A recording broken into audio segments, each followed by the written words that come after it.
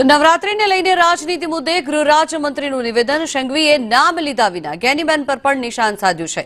રાજનીતિ માટે અનેક વિષયો છે તેવી વાત હર્ષ સંઘવી દ્વારા કહેવામાં આવી। મોડે સુધી ગરબા રમવા મુદ્દે રાજનીતિ ન થાય। ગુજરાત પોલીસ આના માટે રાત દિવસ મહેનત કરી રહી છે। માં અંબાની આરાધના માટે મોડા સુધી ગરબા રમવા શું ખોટું છે?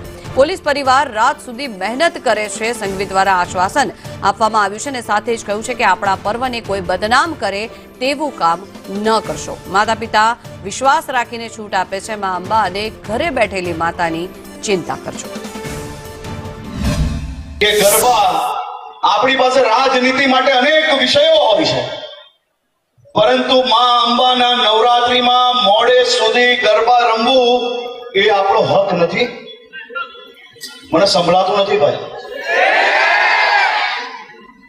ગરબા રમાડવાનો વિચાર કરીને મહેનત કરીને અમે અને અમારા આખો પોલીસ પરિવાર તમારા માટે મોડી રાત સુધી જાગવાનો પ્રયત્ન કરીએ। શું કઈ ખોટું છે ભાઈ? જેને સંભળાવવું જોઈએ એને સંભળાશે નહીં, પછી મને નહીં કહેતા તમે।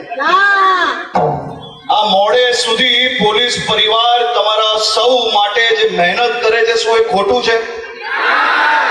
શું એની ઉપર કોઈ બી રાજનીતિ હોવી જોઈએ?